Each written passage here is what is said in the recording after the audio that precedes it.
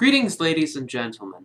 I have been asked several times to provide my thoughts on the subject of anthropogenic global warming, and I will begin by saying that this video is not going to be a discussion of climate science. I'm not going to make a pronouncement here one way or the other on the hypothesis that anthropogenic or man-made global warming or global climate change occurs.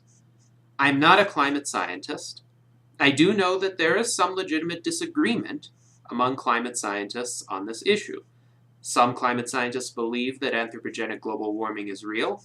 Others have their doubts. Some think that there is global warming, but it is natural global warming within the natural range of variation. And furthermore, there are some scientists who believe that while there may be anthropogenic global warming, it may not be something that human beings can necessarily affect materially through their actions, so a better course might be adaptation rather than attempting to prevent it. In any case, I don't think I would add very much to the discussion about the science. I'm going to focus on areas that I have more expertise in, namely economics and policy. And this presentation is aimed both at people who don't believe that anthropogenic global warming is occurring and those who do. Because irrespective of whether you think there is a problem in this area, liberty and technological progress are the solutions. In the sense that if there isn't a problem, then of course there should be a presumption of individual freedom. Individuals should be allowed to live their lives the way they want and to innovate and to create new technologies and offer them on the free market and essentially advance human civilization in that way. And of course, if there isn't a problem, then that could be the conclusion right away. If there is a problem, though, and if you believe that there is a problem of anthropogenic global warming, then liberty and technological progress are still the solutions. And I hope that if you are of that mindset, that you will come away from this video understanding that political interference with human activity and human innovation are not appropriate ways to solve a problem such as anthropogenic global warming. Now, there are some who might advocate reductions in energy use as a way of limiting emissions of carbon dioxide or other substances that are thought to be contributing to this effect. And in my view, while I have no objection to individual prudence or attempting to limit waste or conserve certain resources on one's own voluntarily to try to get more out of them, more value out of the same resource, I do strongly object to any political limitations, any impositions of force to limit what individuals or businesses can use in terms of energy. There are some who go even farther and would advocate restrictions on the use of certain technologies. But that would also be highly counterproductive because earlier, more primitive forms of energy are generally more polluting than later, more advanced forms of energy. Forms of energy such as wood and dung, which have been used routinely prior to the Industrial Revolution, do actually emit more pollution, have more adverse health effects, and have more adverse environmental effects, such as deforestation, widespread deforestation that occurred, say, in Britain prior to the Industrial Revolution, than do more modern sources of energy, including fossil fuels. And furthermore, as technology advances, energy can become cleaner. The air in most parts of the Western world today, despite having more people, more cars, more factories, is actually cleaner than it was 30 to 40 years ago. And many technologies have emerged to reduce pollution from fossil fuels. Say the catalytic converter in an automobile that didn't exist several decades ago was developed through human innovation. And likewise, if there is a problem, the solution is not less technology, the solution is more technology, better technology, what one might call alternative energy or emerging energy. But in order to be real, in order to actually come about in this world in a widespread manner and displace current sources of energy, these alternative sources of energy have to be economical. They have to make sense from a benefit-cost perspective, in that the cost of producing those energy sources and marketing them has to be less than the benefits that they offer. And there are many alternative energy sources where the benefits are apparent and intuitive. Say with solar energy, the sun is an abundant source of energy. It's there, and a lot of the energy currently gets dissipated. So solar energy attempts to harness that into something that is useful for human beings. And that is a laudable goal, but the cost of solar energy has to come down to where it is less expensive to purchase that energy than it is to purchase energy from fossil fuels. Some have stated that there is a Moore's law kind of phenomenon occurring with regard to diminishing costs of solar panels and the components needed to manufacture them. However, we are not yet at the point where that cost has fallen to a lower level than the cost of fossil fuels. But how do we get to that point? How do we enable people to innovate in such a manner as to lower that cost? Because that decrease isn't going to be automatic. People need to have as much freedom as possible in order to make those innovations, in order to develop new technologies and offer them on the market to willing buyers, or if they're feeling philanthropic, to give that technology away. Furthermore, it is vital not to impose any barriers to the use of currently economical sources of energy, and it is also vitally important not to impose any sorts of taxes or restraints that would actually be counterproductive to technological innovation. One common proposal is a carbon tax, essentially a tax on the use of fossil fuels or other energy sources that emit carbon dioxide. Well, that's ultimately counterproductive because the more money that is taken away from firms through taxation, the less of that money can be spent on innovation, on the free market. And furthermore, higher rates of tax will decrease the incentive to earn additional money and to deploy this kind of infrastructure for innovation.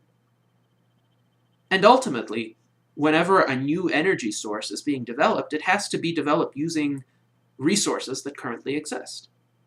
Say an entrepreneur like Elon Musk, who owns Tesla Motors and who is trying to produce a fleet of electric vehicles that are hoped to become increasingly affordable.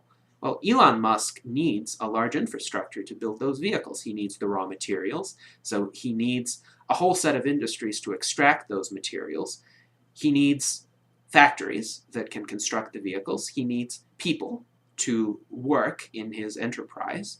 He needs transportation for all those people and for all those resources that are used as inputs in building the cars. All of that requires energy.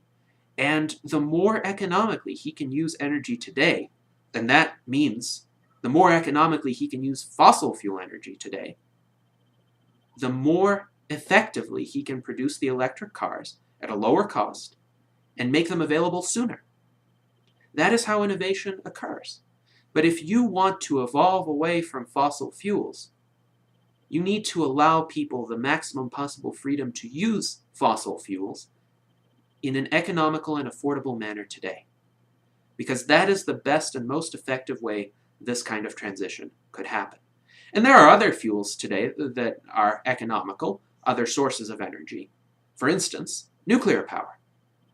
Nuclear power is free of carbon dioxide emissions. It's relatively inexpensive per unit of energy. And in most cases, it is very safe, particularly if construction of new generation reactors is permitted. The newer generation reactors are far less prone to meltdowns than the reactors that are around from the 1960s and 1970s.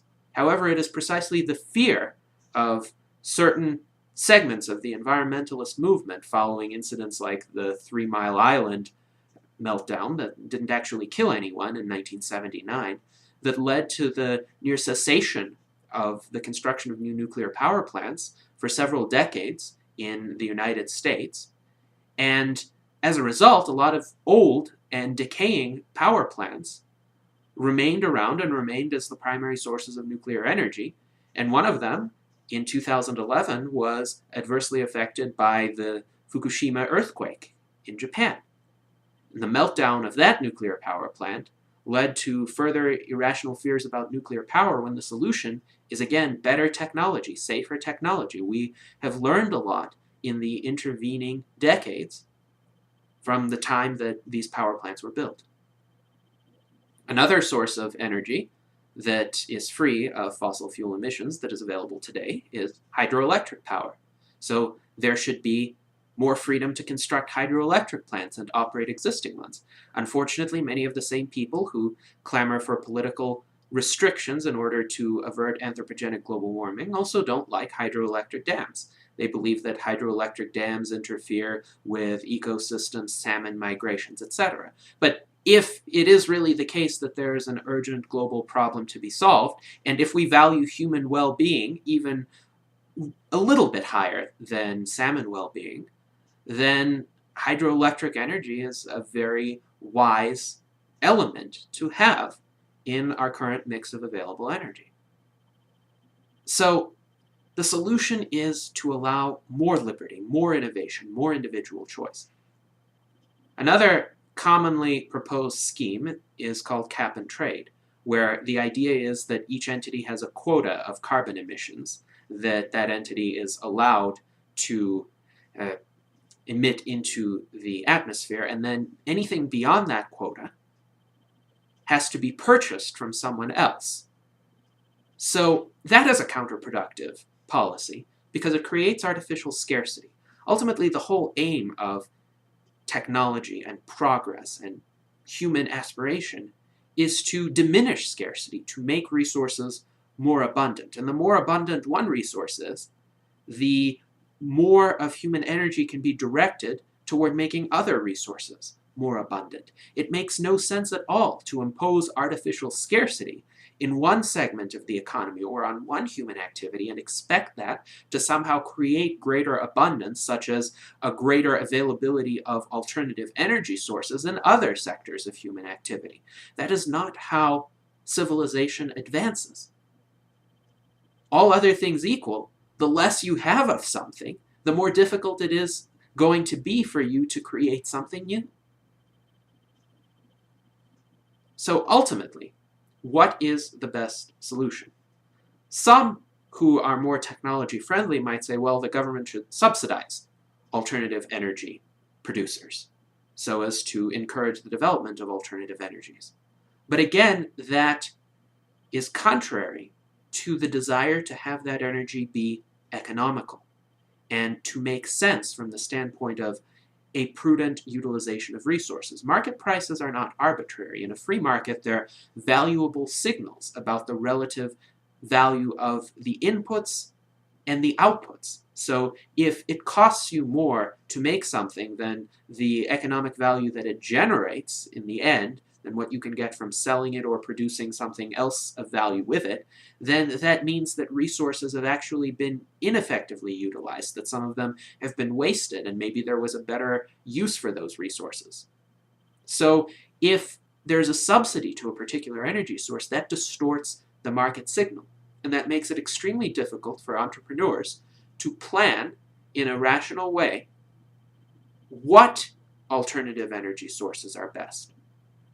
I don't think a politician can make that determination. Is it to create more efficient solar panels, or to create next generation nuclear plants, or to create wind farms, or to create geothermal energy sources? Is it something else? Is it something that we're completely unaware of right now, but some scientist in a lab may be tinkering with right now? How can a politician decide that? And does a politician have any of the right incentives in making the proper decision here? No. But markets and market prices could have a very significant positive effect in choosing which of these many different competing projects can get funding and investment and further innovation put into them. So ultimately, every source of energy has to stand on its own. And I say that with regard to established sources of energy. I say that with regard to fossil fuels. I am just as opposed to subsidies for fossil fuel producers as I am for alternative energy or emerging energy sources. And in many ways, the argument can be made that certain established fossil fuel producers have an artificial advantage.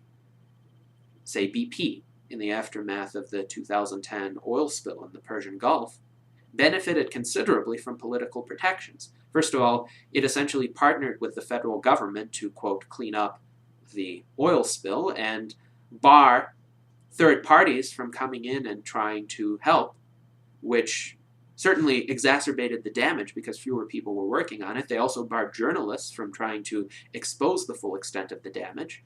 BP is shielded artificially from the full extent of liability from the spill. As a result, a lot of victims are not getting their just recompense for the property damage that was done and the damage to their health that was done by that oil spill. So there are many problems with today's politically privileged fossil fuel producers. The solution is to remove all possible subsidies. But I will note that I don't consider tax credits to be subsidies as long as they don't result in a net redistribution of wealth to a particular group of people. Because ultimately, while some people may denounce either tax credits to fossil fuel producers or tax credits to alternative energy producers as subsidies, that assumes that the owner of the funds that are paid in taxes is the government and not the individuals and businesses who earned those funds.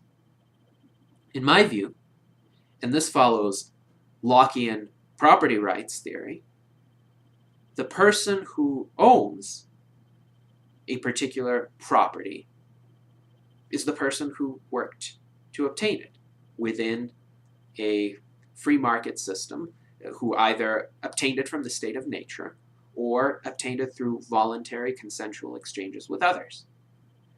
If there's a tax levied on that, then that doesn't mean there's a natural right to have that tax levied on it. No, it's something after the fact. And while there may be legitimate discussions about what taxes are justified, what taxes are not justified, the original owner is clearly the person who earned that money or those resources. So a tax credit doesn't subsidize. It only lets people keep a little bit more of what they earned. And yes, it could be uneven, it could be selective and even targeted, but that still doesn't make it a subsidy. It becomes a subsidy when an entity becomes artificially better off through political privilege than it could have been in a completely free market with no interference one way or the other. So the net winners from a system of political privilege can be said to be subsidized. And it's not entirely clear who those net winners are necessarily. One could definitely make the argument that the fossil fuel industry enjoys a lot of political protections, including US military protection in the Middle East and a US foreign policy that encourages very active American involvement in the Middle East, largely to protect the flow of fossil fuels on which the United States is heavily reliant.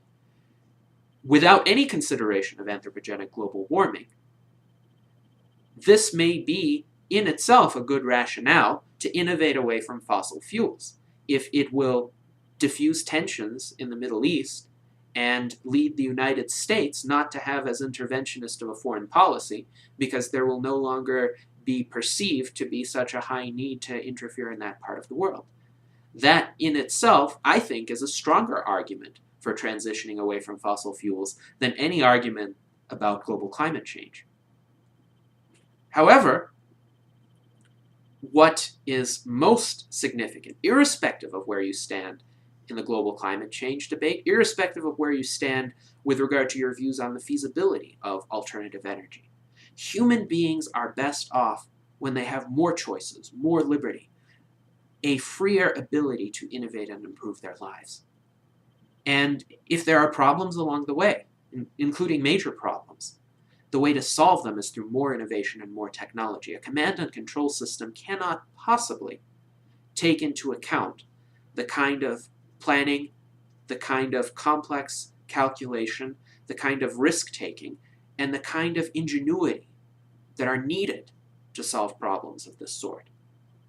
But individuals functioning within the context of markets and voluntary exchange have risen to the occasion time and again. And if there is a problem, I think they can do that again.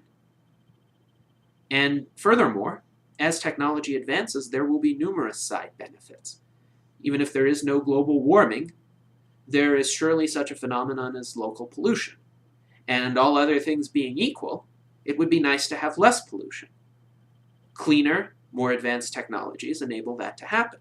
And individual freedom, including the freedom to use the most economical currently available energy sources, will result in less pollution. For those of you who have environmentalist leanings, that means fewer adverse side effects on the environment. So it's a question of taking the short-term perspective versus the long-term perspective. In the short-term perspective, for various historical considerations, we have the energy mix that we have, and that's the most economical mix at the present time. This is where we need to start if we want a more desirable energy mix in the future. But to do that, we need liberty, not fiat or restrictions or going backward. Thank you very much.